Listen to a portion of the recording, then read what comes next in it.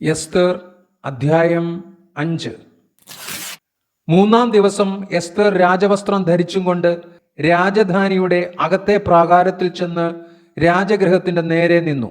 രാജാവ് രാജധാനിയിൽ രാജഗൃഹത്തിന്റെ വാതിലിന് നേരെ തന്റെ സിംഹാസനത്തിൽ ഇരിക്കുകയായിരുന്നു.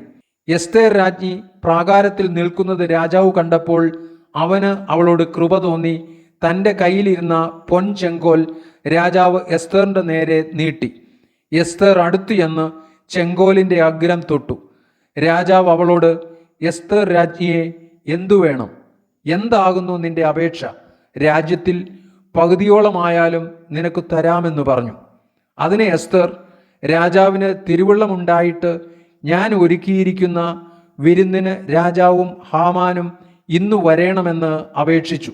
എസ്തർ പറഞ്ഞതുപോലെ ചെയ്യുവാൻ ഹാമാനെ വേഗം വരുത്തുവിനെന്ന് രാജാവ് കൽപ്പിച്ചു. അങ്ങനെ രാജാവും ഹാമാനും എസ്തർ ഒരുക്കിയ വിരുന്നിന് ചെന്നു. വീഞ്ഞു വിരുന്നിൽ രാജാവ് എസ്തറിനോട്, നിന്റെ അപേക്ഷ എന്ത്? അത് നിനക്ക് ലഭിക്കും. നിന്റെ ആഗ്രഹവും എന്ത്? രാജ്യത്തിൽ പാതിയോളമായാലും അത് നിവർത്തിച്ചു തരാമെന്ന് പറഞ്ഞു. അതിന് എസ്തർ, എൻ്റെ അപേക്ഷയും ആഗ്രഹവും ഇതാകുന്നു.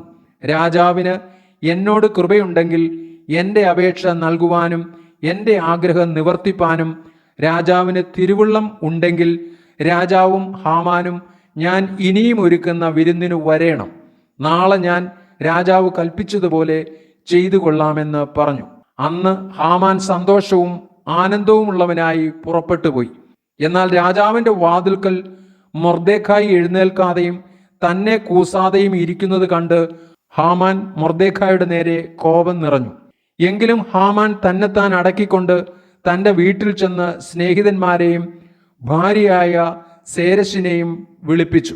ഹാമാൻ അവരോട് തൻ്റെ ധനമാഹാത്മ്യവും പുത്രബഹുത്വവും രാജാവ് തനിക്ക് നൽകിയ ഉന്നത പദവിയും പ്രഭുക്കന്മാർക്കും രാജഭൃത്യന്മാർക്കും മേലായി തന്നെ ഉയർത്തിയിരിക്കുന്നതും വിവരിച്ചു പറഞ്ഞു.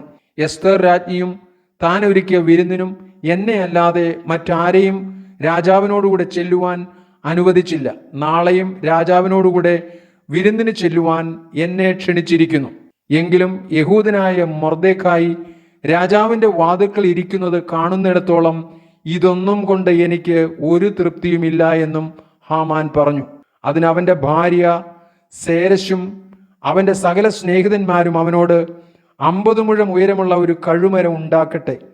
മൊർദെഖായിയെ അതിന്മേൽ തൂക്കിക്കളയേണ്ടതിന് നാളെ രാവിലെ നീ രാജാവിനോട് അപേക്ഷിക്കണം. പിന്നെ നിനക്ക് സന്തോഷമായി രാജാവിനോടുകൂടെ വിരുന്നിന് പോകാമെന്ന് പറഞ്ഞു. ഈ കാര്യം ഹാമാന് ബോധിച്ചു. അവൻ കഴുമരം ഉണ്ടാക്കിച്ചു.